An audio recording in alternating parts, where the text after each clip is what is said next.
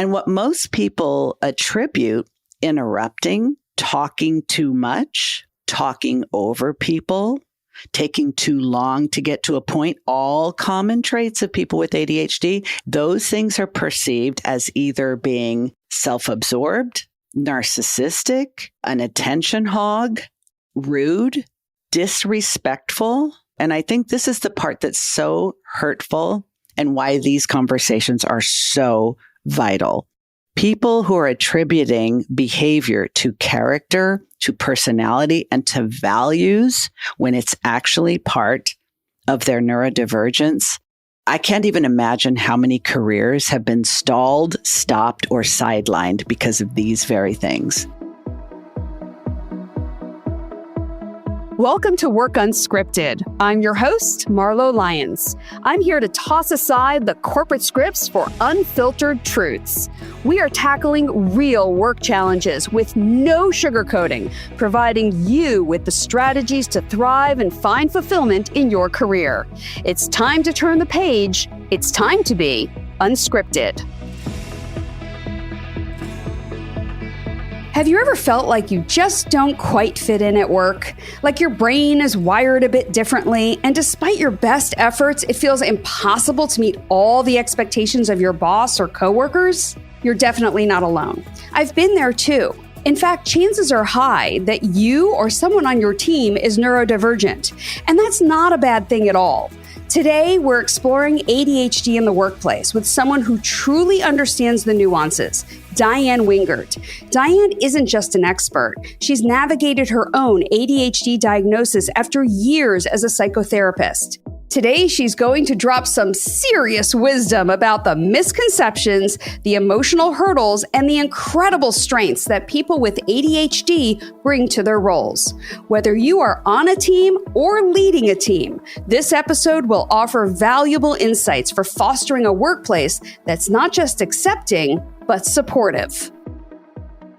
Diann, so excited to talk to you. Welcome to the show. Every conversation with you is brilliant.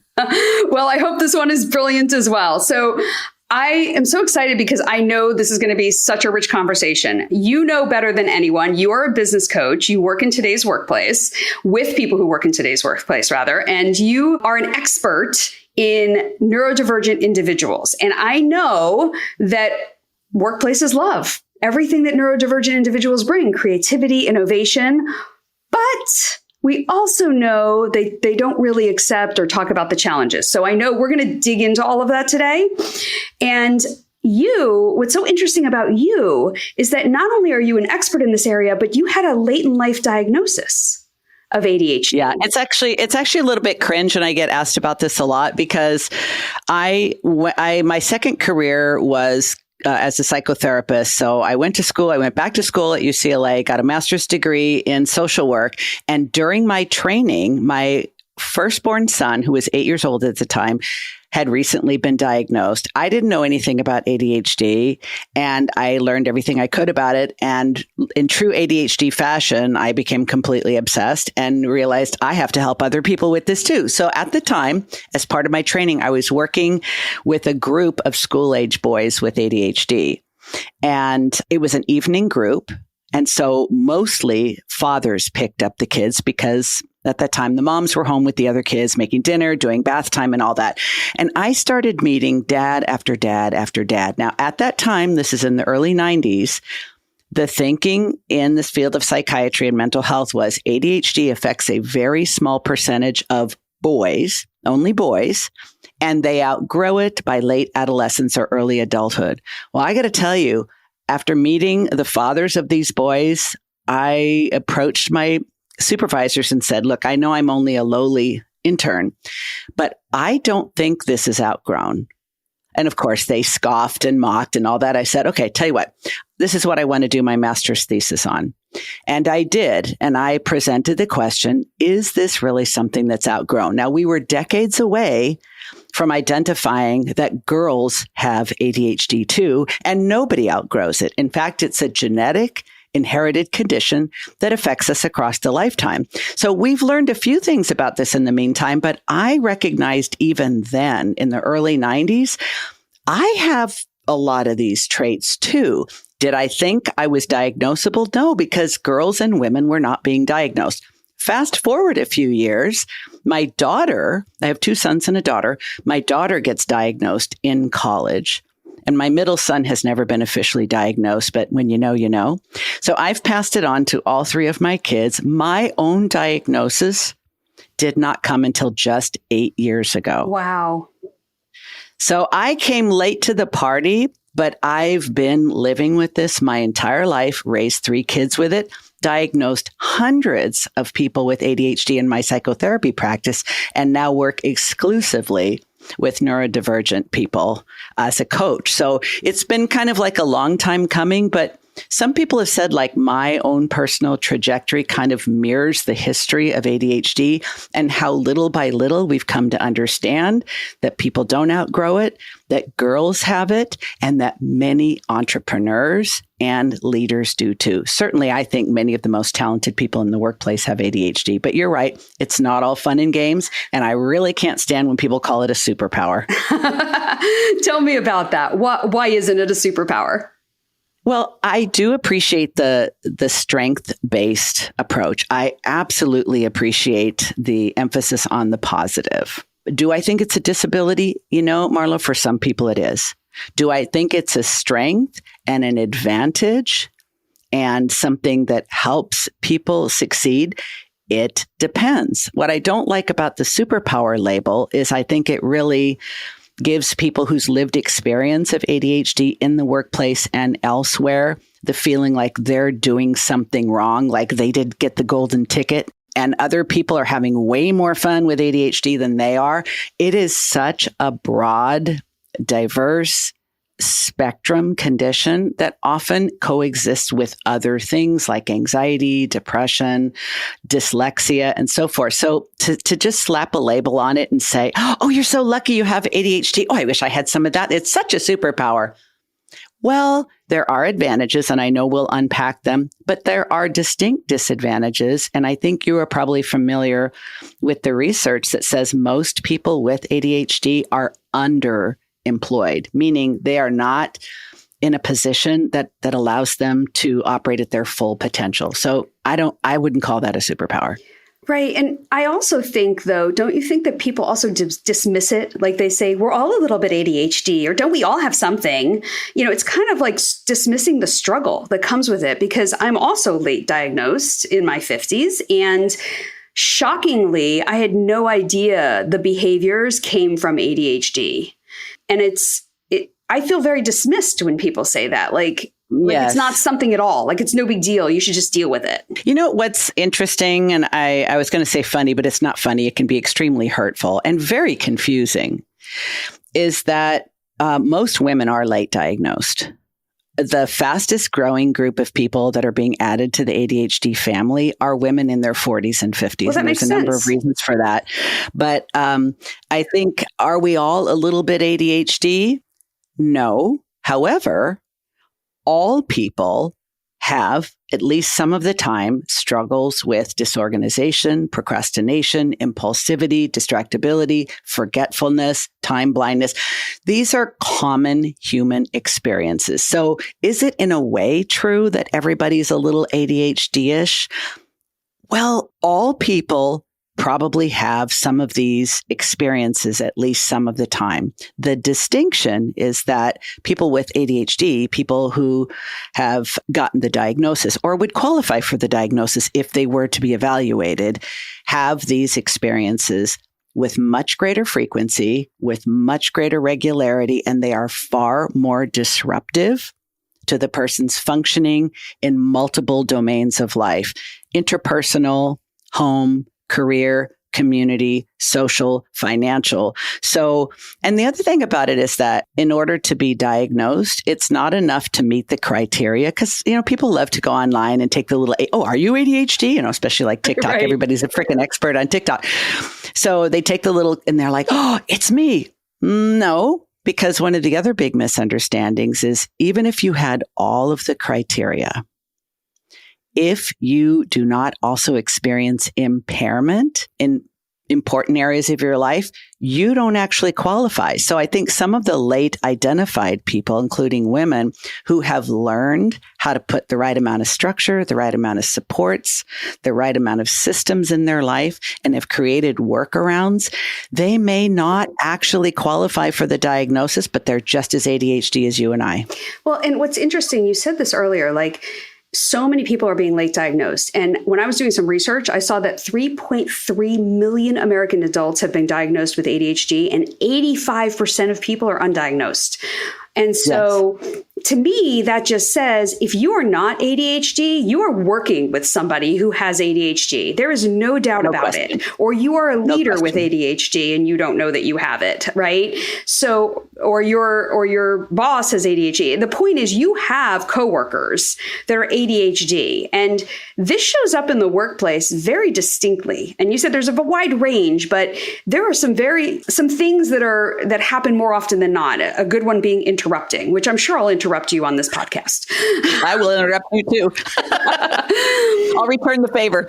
There you go. And we won't get offended by it because we understand it. No. But when you interrupt in the workplace, there's an immediate thought that you're rude or disrespectful. Right. In fact, something I hear all the time, a lot of people, now we're talking about specific traits and behaviors that are absolutely part of ADHD. And even if you are educated about ADHD, even if you're officially diagnosed, medicated, have an ADHD coach, meditate, exercise, you do all the things, our natural tendency is that we have a fast moving mind. And when it grabs onto something, we get very excited. Our brain lights up like a Christmas tree. The dopamine starts flowing. And oftentimes it goes from thought to shooting out of our mouth like a rocket before we've had a chance to hit the pause button, pump the brakes, and say, does this need to be said? Is this the time? Is this the right place? Will people be receptive? That horse is usually out of the barn before we've had a chance to go through that process. And what most people attribute interrupting, talking too much, talking over people, taking too long to get to a point, all common traits of people with ADHD, and I'm guilty of every one of them. Those things are perceived as either being self-absorbed, narcissistic, an attention hog, rude, disrespectful. And those are character traits, Marlo. And I think this is the part that's so hurtful and why these conversations are so vital. People who are attributing behavior to character, to personality, and to values when it's actually part of their neurodivergence. I can't even imagine how many careers have been stalled, stopped, or sidelined because of these very things. I've been there, actually, because Me too. You and I know that if you tell me a story and I resonate with that story, I'm going to jump in and tell you a story that's similar, right? From me. Mm-hmm. And that means that I'm connecting with you in my brain. But in somebody else's brain who is not neurodivergent, that means that I'm pulling the attention away from them and I'm bringing it to me, and therefore I'm a narcissist. And you're hijacking the conversation. Right? Yeah. Or it's how we connect. Right. It's how we connect. And, we connect differently, right? Yes, yes. And also just the constant movement, right? Like if we're moving or if we're fidgeting, if we're not paying attention and then we have to ask somebody to repeat, or we procrastinate to the last minute, right? I know that I've worked as an HR business partner, and I have worked with managers who get so frustrated when one of their employees procrastinates to the last minute, but they get it done. But they don't get it done in the timeline the manager wants. Even though there's a deadline and they meet the deadline, it still wasn't early enough. And I've seen that happen, and the manager wants to fire them. I have seen it happen. Yes. And it's not okay. It's not okay, because what they're not doing is they're not accepting that that person works best under that pressure. And that's how they produce the best results. It's frustrating to watch. I mean, I can't tell you how many times as an HR business partner, I watched managers being unable to deal with somebody who I knew in the back of my head was most likely ADHD. You know, one of the things I think that's really confusing, because I believe even though there's been quite an uptick in adult diagnosis. And a lot of this has to do with the COVID pandemic, because many of us, even though we'll talk about systems and structure and accountability, most of us, we have a love-hate relationship with those things. And I say most of us, I mean adults with ADHD. We may know we need structure, systems, routines, deadlines, accountability, but we don't really like that we do. And so we're constantly trying to like hedge our bets and beat the system and stuff. And it's kind of difficult to get people to take you seriously when you say, I need accommodations. Like I can't be in a meeting that's longer than 30 minutes, or I'm going to do something that will be like a career stabilizing move. Like I'm going to blurt something out, or I'm going to start looking at my phone, and it's like, it's not that I'm disrespectful. It's not that I don't think meetings are important. It's just that like, it's one of the main reasons why I started working for myself 14 years ago is just the number of meetings I could not think, and I couldn't get the real work done. I never considered a meeting the real work. Now, did people think I was rude during meetings? Did I sometimes say things just to wake my brain up, even if I didn't have something to contribute? You bet I did. But when people hear, yeah, as a matter of fact, I have 2 degrees from UCLA, and I wrote a 20-page term paper the night before it was due and got the highest grade in the class. Exactly. Does that sound like a disability to you? So I think the fact that we have scatter skills, we are able to do things that are hard, like sometimes ridiculously well or easily, but the things that most people can do without much strain can be daunting for us. It creates so much confusion. And most of us don't really understand these tendencies in ourselves. We may know they're related to our ADHD, but when we find ourselves trying to explain it to someone else, and you know this, we tend to either go into apologizing, explaining, justifying, and that becomes rationalizing. Defensive. Or some sort of like, it almost sounds like self-pity. Yep. And it's like, that's some of the stuff that I help clients with is like, okay, if there was no opportunity to apologize, explain, rationalize, justify, how would you get this information across? Their brain's going to freeze up for quite a few minutes because they don't even realize that's their defaults because we feel defensive. Right. We are instantly put on the defensive, right? All the time. And the problem is we don't mean to be defensive. We just want to explain, hey, this is just kind of who I am. I will tell you for years, Diann, I used to say, oh, I just talk fast because I'm from New Jersey. Or I used to interrupt, right? So, I would interrupt because that's how everybody in New Jersey talks. Because guess what? All of my friends are probably ADHD and they all interrupt each other. And we just talk over each other just like right now, right? Like we just keep going and it's no problem. But it just doesn't work in the workplace. So if I am that employee, if I'm the employee and I am constantly being given feedback that is judgmental, right? That is making me feel bad, that is not something I can fix, right? That I can be aware of and I can say, I'm sorry, right? In the moment. And I've gotten good at that, right? If I interrupt somebody, I say, oh, I'm sorry, continue, right? But I can't fix it. I can't make it perfect. What do I do? Such a good question. I would say you're right. You can't fix it. And so one of the core principles that I teach my clients, and I practice myself, and I got plenty of years of suffering and shame before I got to this point.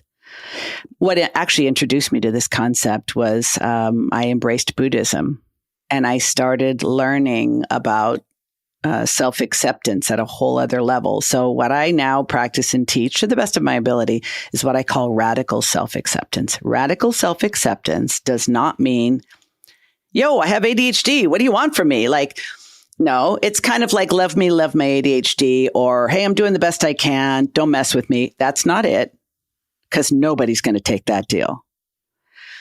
It's that I understand I have ADHD. I understand that means it is my responsibility exclusively to become well-versed in not just ADHD in general, but my ADHD. I mentioned before, there's a lot of variation. It's a spectrum condition and people can have mild, moderate, severe. So it's like getting to know your ADHD without shame, without self-hatred, without just saying, oh, isn't it interesting? And the reason why I say kind of like Buddhism was sort of my gateway drug to be able to practice this is that mindfulness is just three things, and it's super simple. Open to what is, like open to the reality of what's actually happening. Curiosity about why what's happening is happening, and an absence of judgment. So if you apply a mindful approach to your own ADHD traits and behaviors and tendencies and say, well, isn't it interesting that whenever I'm talking to my boss, I get anxious, I get defensive, and I've even burst into tears over like the most minor correction. Okay. Well, instead of thinking, well, that's because I'm a loser. That's because I'm an idiot. That's because I'm basically on the verge of getting fired. Like, why even try? I should just go on disability and not even try to be a productive human in the workplace. You can go there. I don't recommend it. But to say, well, isn't this interesting? And what can I learn about it? So I would say the first rule of business, and this can take some practice, is radical self-acceptance. So we can get curious enough to really understand our own traits and tendencies. We all have patterns. There are things that trigger us and things that just don't. There are environments, situations, and people where we function very well around, and others where it couldn't be further from the truth. So paying attention to those things, but then also kind of monitoring your own behavior and paying attention to how often you get defensive, how often you go into explaining, justifying, rationalizing, excusing, and kind of learning how to just, as I say, pump the brakes, hit the pause button when somebody is giving you some feedback and you are immediately starting to recoil. You are immediately starting to like go inward. Your muscles are tensing up. You're starting to feel like you're literally going into a state of fight or flight. This is related to rejection sensitivity. Most people with ADHD have it. Many people who don't have ADHD have it, but they are sensitive neurologically or sensitive because of past trauma or sensitive because they are a creative. There's many reasons why people can have this rejection sensitivity, but like paying attention to that and thinking, okay, what can I do? One of the simplest things we can do, and anyone can start with this, is listen first. And ask yourself if I really need to speak. Because most of the time when we're triggered, oftentimes by criticism or even the thought that I know my boss hates me, so whatever that's going to come out of his mouth is going to be critical. Are you a mind reader? You could make a lot more money being a mind reader than whatever your job is. Like, yeah. It's like, don't do that to yourself. Hit the pause button. And even if you have to like do some deep breathing to calm down your nervous system so that you can actually hear what's being said. One of my current clients has a boss that she insists doesn't like her.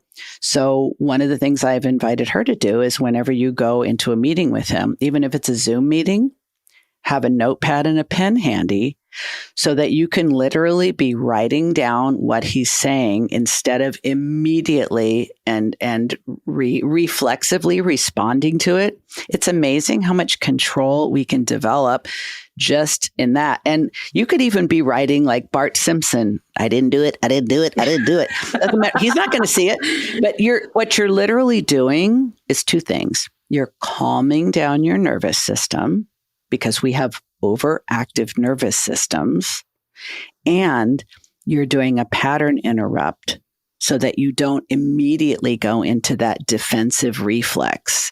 And that alone can be a game changer in how you're perceived and how far into the spiral you go. You can literally start to pull yourself back even when you're already going into that spiral.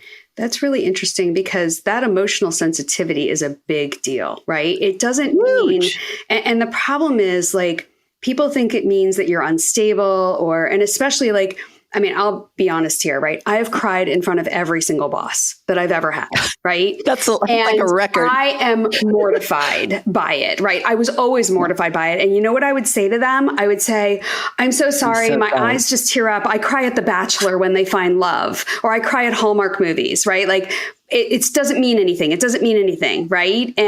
But it was mortally embarrassing, right? And the one thing that I guess I wish people understood is that I'm not sad or upset just because my eyes are tearing, right? It's just an emotional reaction because we have these deep, deep emotions and we want to be good. We don't want to make the same mistakes over and over again, just like nobody does, right? But when it's inherent in you, it's hard to explain that to somebody who doesn't have it, right? Like, what are those misconceptions about this emotional sensitivity that you think people need to understand? You're asking the best questions. I think most people, even people who really don't know anything about ADHD, if we took a microphone out, man on the street interviews, and asked 100 people what's ADHD, most people wouldn't even be able to repeat it back and get all 4 letters in the right order. But they'd say, "Oh, that's the thing when little boys can't sit still." Majority of them would. Yep. It would take right? It would take, or the expression bouncing off the walls. Yeah, that's been around for decades. But the more astute, the more educated, the more nuanced answer is that, well, most people are aware of the disorganization, the forgetfulness, the procrastination, the perfectionism, the impulsivity, the distractibility, the difficulty with task completion, the executive functions. Half of our struggles with ADHD are related to emotional regulation difficulties, meaning some of my own family members won't go to a funny movie with me because my fast moving brain means I get the joke before everyone else and I laugh really loud, and that ruins it for everyone else because they've just missed the part that now they know what they're supposed to laugh at. Now they're laughing at me because I sound like a freaking hyena. Or it's like Sixth Sense. Within the first 5 minutes of the movie, I knew he was dead. Exactly. Yeah. I had to explain a movie I went to with 6 friends that the reason why they didn't understand it was that because the person was dead. Anyway, it's that our emotions are very close to the surface, are easily activated, and that's all emotions. I get excited.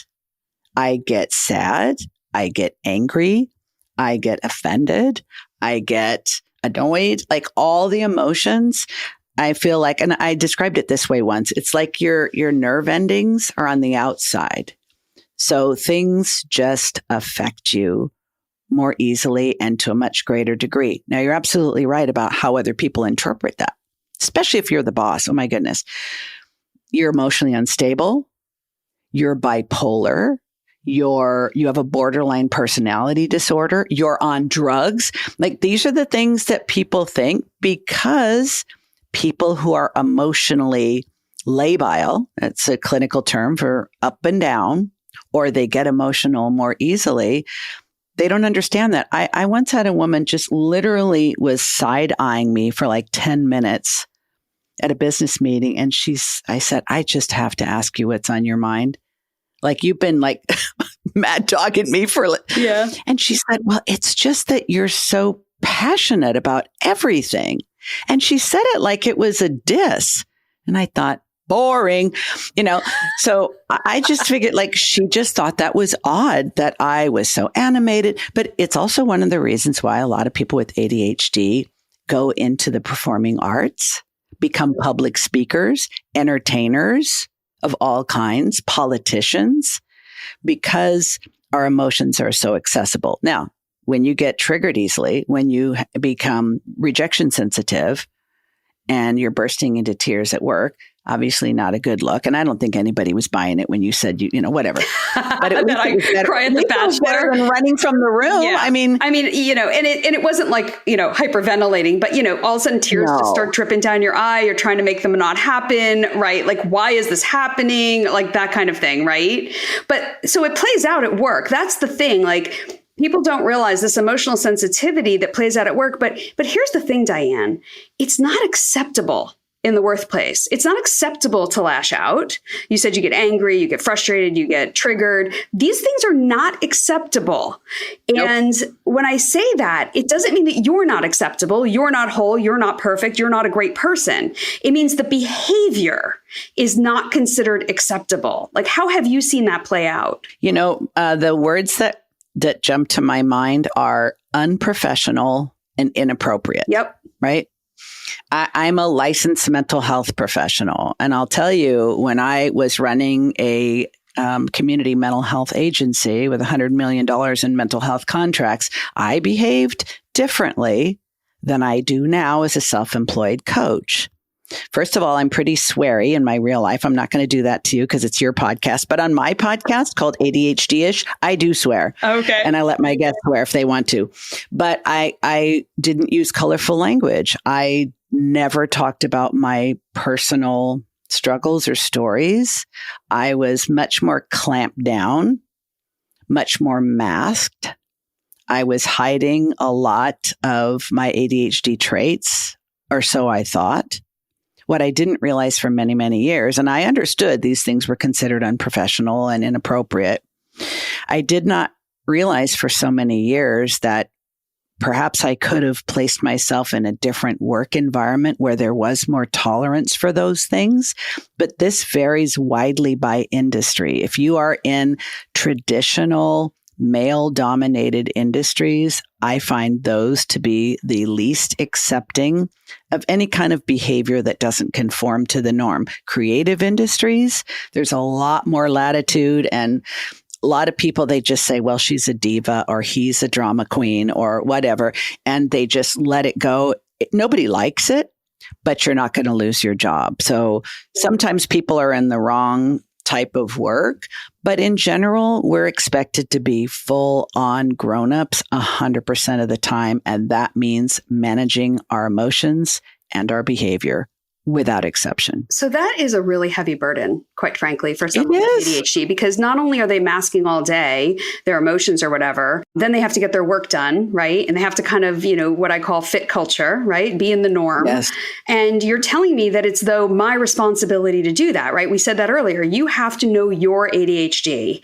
And so what would you say to somebody who feels like their ADHD is just hampering their potential every day, and they're not, and they know their ADHD and they know about their own ADHD?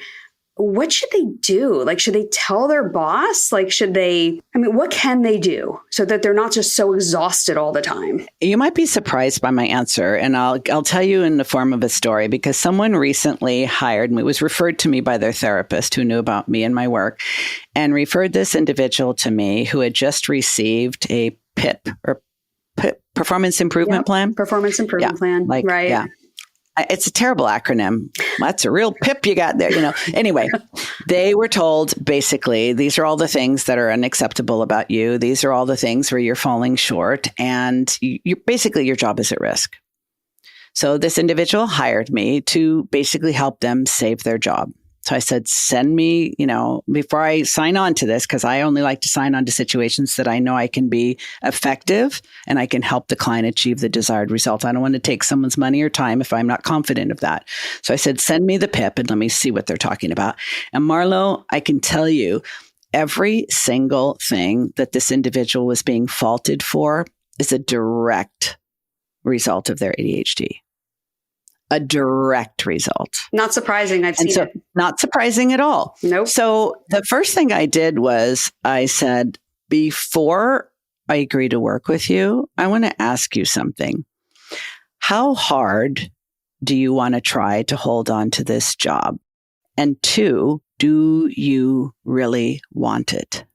Because what I've seen, and that's why I said it's surprising, because we often feel defensive, because we often feel like we're broken, we are, misfits, we can't do anything right, we're fundamentally flawed, we're lucky that anybody wants to have anything to do with us, and we're always a house of cards waiting to fall. We're always waiting for the other shoe to drop.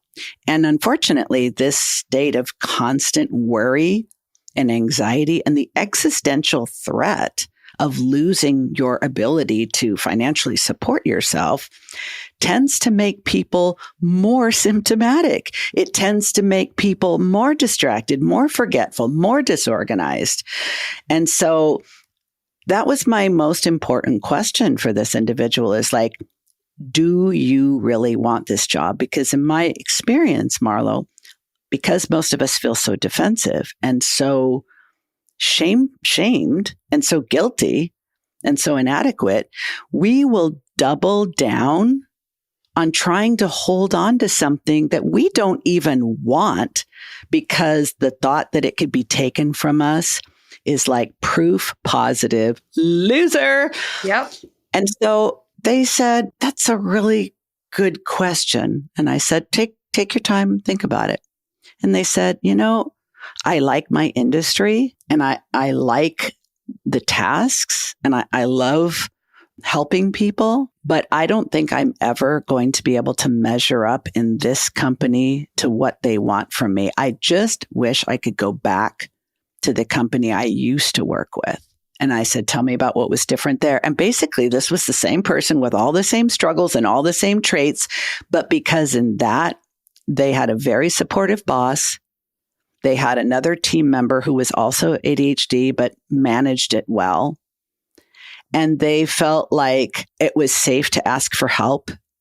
It was safe to make a mistake. It was safe to have to ask someone to repeat themselves. And they still found me valuable. So I did work with that person for 6 weeks. And we actually allowed them to be relieved of duty. And in that 6 weeks, we created a plan to get an opportunity to be rehired by their previous company. And I'm happy to tell you they did and have been thriving ever since.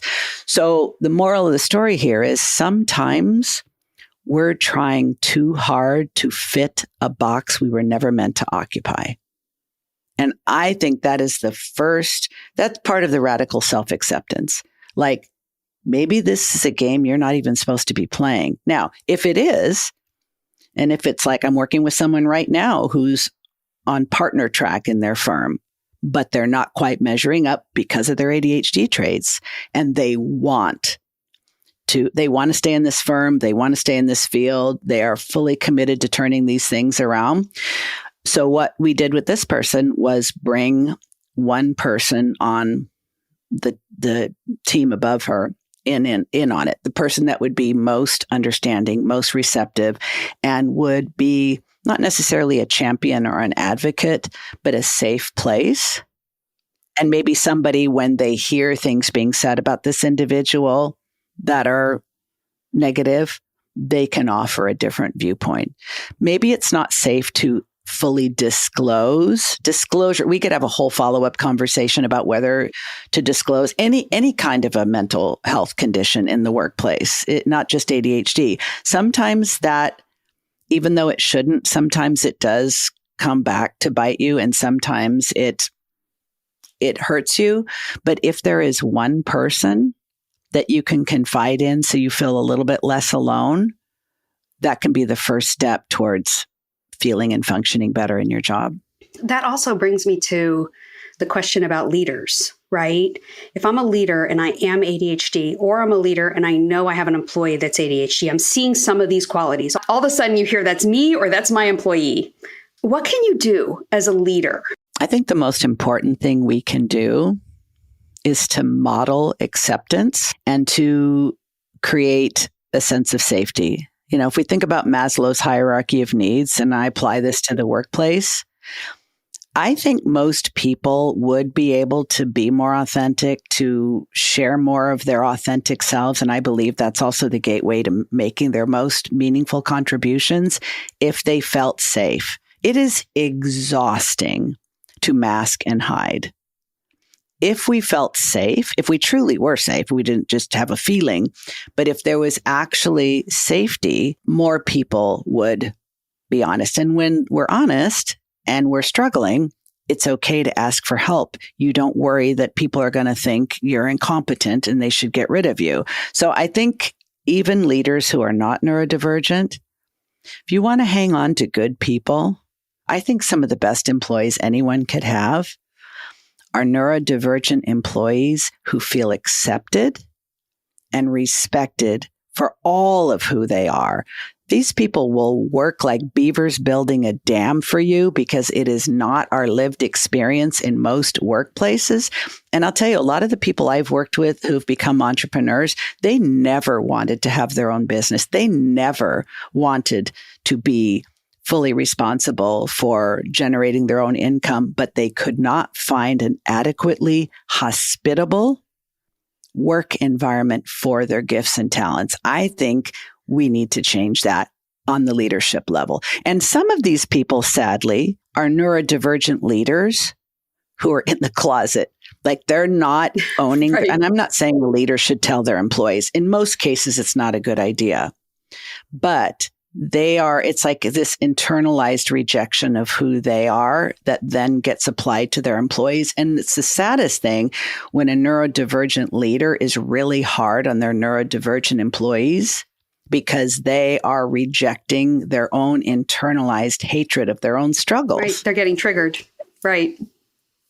Every day, all day. Right. Yeah. Yeah. I don't think every leader needs to learn about neurodivergence, learn about ADHD, but it wouldn't be a waste of your time if you did, because a growing number of people, and as you said earlier, Marlo, if you don't have ADHD, I promise you, I guarantee that you are working with, working for, or working alongside someone who is, and probably a lot more than you realize. And these people can oftentimes be the biggest change makers, come up with the most original out of the box suggestions. If the company is struggling and just keeps maintaining the status quo, call on your neurodivergent employees to help you figure it out, because they will be the ones who will come up with the thoughts that you could never have thought of yourself. But they're not going to do that if they don't feel safe and accepted. Not in a million years. They'll probably leave and go start their own company. And, some of that lack of acceptance, I think, is a little bit in our brain, right? It's a little bit of that rejection sensitivity dysphoria, but it's also a little bit of that emotional reasoning. Because when I team coach, I see that, there's a lack of curiosity, period, in the workplace, right? Every company wants to believe that we are curious, but we're not. And what we do is somebody does something, it hits us wrong, right? Whether you're ADHD or not. And it hits you, and you immediately emotionally reason why they did it, instead of actually asking them, hey, what was your intent behind that? Or can you help me understand? And then the problem is it builds. And then you start looking through that green glass of muck on everything that they do. And if you are not understanding that a neurodivergent person is getting hit all day long with things that don't feel well and don't feel good, all day long, they're looking through that green glass of muck on everything else that's happening around them. And they blow it up into something bigger than it really is. Like you said, my boss hates me, right? My boss doesn't like me. It doesn't mean that your boss doesn't like you. Your boss may like you a lot, right? And so I think there needs to be a level of curiosity on both sides of the fence, right? The leader needs to be more curious about the behaviors that they're seeing without judgment. And the employee needs to be more curious if their boss is doing something that is just not hitting them right. Because many times I've worked with employees whose bosses I can predict are ADHD based on the behavior. But it's hitting them wrong because they're not, right? So there seems to be a lack of that in the workplace, overall curiosity. Actually, yeah, you're really checking all the boxes for me here today, because I would say the two things that I think are most sad about growing up is that the vast majority of people, and being a grown-up is totally overrated for most people. Most people lose two traits that I think folks with ADHD retain throughout the lifetime, unless they just get so beat down by criticism and rejection and just being othered and marginalized and misunderstood. And I'm talking about playfulness and curiosity. Most of my friends are ADHD. All of my clients are. I find people like me everywhere I go. A lot of times they don't even know they're ADHD, because the traits I look for and the people I surround myself with are curiosity and playfulness, and also people who are socially minded and want to make a contribution. But I think it's something that, once we leave formal education, we stop being curious. We stop being playful. As a matter of fact, we associate those traits in adults as childish and immature and inappropriate and unprofessional, when in fact, playfulness and curiosity are directly correlated with critical thinking and creativity. So if you want your company to be progressive, if you actually want to be innovative, if you actually want to get ahead of your competitors, you need to cultivate a place where curiosity and playfulness and critical thinking can thrive, because otherwise all you're going to get is more of the same. And we're not going to bring those traits out in the sandbox if we feel like we're going to get the side eye, we're going to get, shut down, or we're going to get written up. Just not going to happen. So I think you're absolutely right, Marlo. Human beings tend to reject what they don't understand. And you don't have to read books about ADHD, although it wouldn't hurt if you are a leader, because I promise you, they're there. And you'll be like, I can think of all kinds of people. But it's the curiosity and the willingness to be curious that sort of opens that door to all kinds of things, because autistic employees bring all kinds of wonderful gifts, and those are probably being missed out on too. Yeah, they're also, underemployed as well, unfortunately. But I want to end on a positive note. You said all of these great qualities about people with ADHD that they do bring to the workplace and what makes people gravitate to them. And so those are the same things that make people go into their own businesses, right? Because those things are misunderstood. Mm-hmm. What are those great qualities that they do bring to business that allow businesses to thrive and move forward and scale and move faster, because our brains never stop and we are moving so fast? I'd say the trait, and again, it depends on your position. Because if you're in an entry-level position, risk-taking is probably not valued, but it's absolutely necessary the higher up the food chain you go. I think one of the best traits for someone with ADHD, and why any leader listening should seriously consider actively seeking these people out and taking better care of the ones they already have, is that we are intensely curious people. And when something captivates our interest, we go into exploration mode, experimentation mode, and problem solving mode. If you don't know how to do something, you definitely want to have someone with ADHD around you, because we tend not to think, well, what are you asking me for? I've never done this before. No. We think, sure, I'll give it a try. We are dog and a bone. That's what we are. Yeah, we are dog and a bone, or man. we think, well, how hard will it be? Or we think, well, I don't know how, but I'm sure I'll figure it out. There's a book title by Marie Forleo that I think is the quintessential thought that every person with ADHD thinks all day long, even if they don't realize it. The title is this: everything is figure-outable. Yes, it is. That is. If there is a superpower that I don't feel uncomfortable stamping with that word, that's it. We figure things out. We don't have to be told how to do things. If we don't know how, we'll figure it out. I love that. That's ending. valuable. It's so true. I love that ending. Diann, thank you so much for coming on this podcast. I know your expertise is going to help so many people understand themselves, hopefully a little bit better, maybe understand their employees a little bit better, maybe understand their bosses a little bit better. And also, how can entrepreneurs and professionals with ADHD find you if they're seeking your expertise? Well, my website is Diann Wingert Coaching, and I'm sure you'll link to that in the show notes, because my first name has an unusual spelling and you don't want to get that wrong. And I would love it if you would check out my podcast, which is called ADHD-ish. Which is an amazing podcast. If you're not already listening to it, you should. If you don't have time to read, it's a great thing to listen to, because you will understand so much more about ADHD and people's stories, and that will help you be a better leader, or help you be a better employee. So thank you again for joining me. This has been so enlightening. I really appreciate the conversation. It was delightful. This one definitely hit close to home. Conversations like this remind me exactly why I started Work Unscripted. Thank you for tuning in. Be sure to head to the show notes to connect with Diann, and if this resonated with you, don't miss our upcoming episodes, where we'll dive even deeper with actionable strategies to help you navigate your professional world unscripted.